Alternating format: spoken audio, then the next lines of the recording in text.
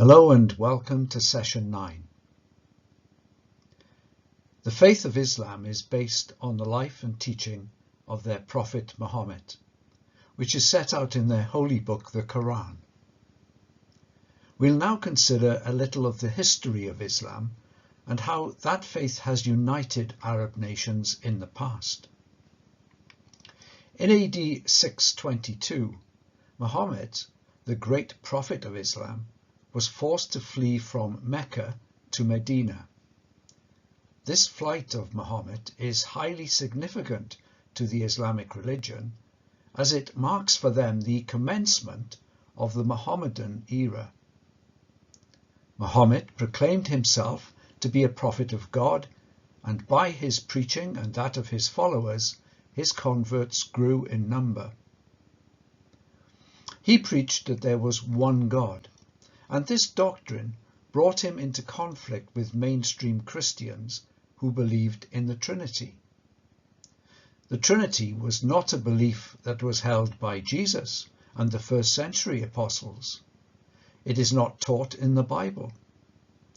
As the truth of the gospel became mixed with pagan beliefs, so the doctrine of the Trinity was developed, but cannot be traced as being believed by Christians until the 3rd or 4th centuries. The Christianity of the established churches differs from the other two great religions of the world, Islam and Judaism, on this very point. Muhammad declared war on the Trinitarians of the Greek and Roman churches, but when his ambassadors were rejected at Constantinople, he decided that the way to progress his preaching was to overthrow it by force. He died in AD 632, before a serious attempt could be made. However, his followers continued a policy of preaching by occupation, and in AD 637 they took Jerusalem. Far from stopping there, they spread northward to Asia Minor and Persia, and westward to Egypt and North Africa. Within a period of 50 years of Muhammad's death, they had advanced to the two extremes of Europe, Gibraltar and Constantinople. They annexed the countries that they conquered and forced the people to accept Islam and to live by the rules of life prescribed in the Quran.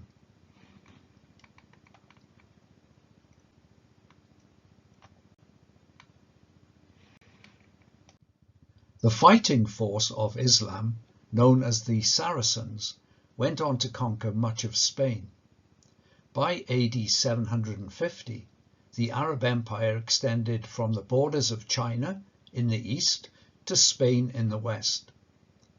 Under the leadership of the Umayyad dynasty, the Muslim religion was forced on people by the sword, and the whole world was forced to tremble at the threat of the Muslim power. Their military victories accomplished, they turned their efforts to more peaceable achievements. They took the learning of the lands that they had conquered and developed it. They established centers of learning throughout the world, and we owe much to their efforts. Our university and educational systems were founded on theirs. Their concentration on development of learning at the expense of military might proved their downfall. Baghdad had been made the capital of the empire in AD 760, from which the Caliph reigned. Baghdad fell to the Turks in AD 1258 and Constantinople in AD 1453. The Saracen Empire was at an end. But that wasn't the end of Islam. The Turks embraced the Islamic faith and by force extended its influence into southern Russia. Muhammad claimed to have received visions from the angel Gabriel, which he dictated to others, and which were, after his death, collected and became known as the Quran.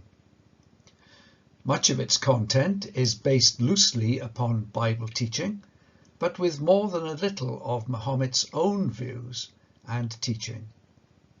He claimed that as Moses had come to the Jews and Jesus to Christians, he had come to the Arab peoples.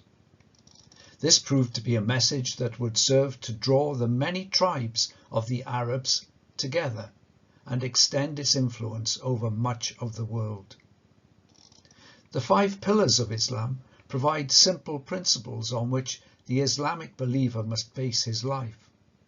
It can be seen to be a religion where what we do, whether by fasting, abstaining from pork or alcohol, giving tithes or going on pilgrimages, can earn us acceptance before God. It does not emphasize the nature of the underlying motives and the heart of the believer. This is in direct contrast to the fundamental Bible teaching that faith is pleasing to God. Islam goes on to recognize Jesus, but as a prophet subordinate to Muhammad. It also embraces the idea of an immortal soul, which, although believed by most Christians, is never referred to in the Bible. This doctrine can be traced to pagan sources and to have been mixed into Christian beliefs after New Testament times.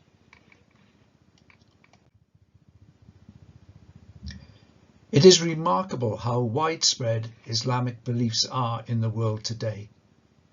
On the one hand, it seems that the only places of worship that are flourishing in our own land are Islamic mosques. They attract large numbers of worshippers, particularly at the main religious festivals such as Ramadan. On the other hand, it is interesting to see the geographical extent of the influence of Islam in the countries of the world. The influence of the Quran extends outside the Arab nations of the Middle East to Indonesia and Malaysia, parts of China, Afghanistan, India, Morocco, Tunisia, Egypt, Nigeria, Kenya, and significantly into the states of the former USSR, particularly the southern Russian states. Millions of people use the Quran as a rule of life and turn their heads in prayer to Mecca 5 times every day. Islam is a major power in world affairs today and a uniting force in the Arab world and beyond. All the major religions have places of special religious significance. Christianity has places of special religious interest in Jerusalem and other parts of Israel. These are often where significant events took place, such as Bethlehem, where Jesus was born. Similarly, the Jews have as their holy place Jerusalem and other sites in the land of historical and religious significance. It may surprise us to learn that Islam also has holy sites within the land of Israel. In each case, they correspond to sites that are of equal religious significance to the Jews. It's not surprising that Mecca is the most holy place of Islam. It was the birthplace of Muhammad and the place where he spent his early life. Similarly, it's not surprising that Medina follows it as the second most holy site, being the place to which Muhammad fled and ended his days. The next 2 sites that are most holy to all Islamic worshippers are a little more surprising. They are both in Israel and are both of equal religious importance to the Jewish faith. The most significant of these is in the center of Jerusalem and is a reason why Jew and Arab cannot agree about the sovereignty of Jerusalem. It is the site of the Dome of the Rock. In the 7th century, the Arabs built a mosque on the top of Mount Moriah in the centre of Jerusalem. We shall later see that this site was where Abraham built the altar for the offering of Isaac. It was the place where God appeared to David, and the place where Solomon built a temple to God. It is said that on its peak is a large flat rock where the Ark of the Covenant was set within the temple. The temple was the place where God dwelled with Israel, and so it is easy to appreciate that this site is of the utmost religious significance to Jews. The main reason that a mosque was built there, and later a second mosque, the Al-Aqsa Mosque nearby, is that Muslims regard this site as the place from which their religious leader, Muhammad, ascended into heaven. We can now appreciate a little of the reason why Jerusalem is a seemingly insoluble difficulty in the dispute between Jew and Arab.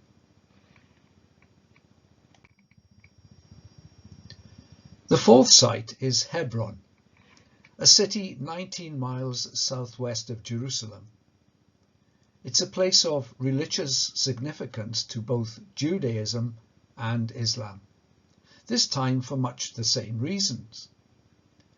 Both have traditions that Adam, the first man, was created in Israel. The Muslims believe that the footprint of Adam is seen in the bedrock at Hebron, and that Adam is buried in there. Although these are only traditions, Hebron was prominent in Old Testament times. Abraham was promised possession of the land of Israel. However, the only part that he owned in his lifetime was at Hebron. At the time that Sarah, Abraham's wife, died, Abraham was living in that area, and he bought a burial place there to bury Sarah. There was a cave on the land that he bought, and in this Sarah's body was laid. This is the same cave where the Muslims believe Adam was buried.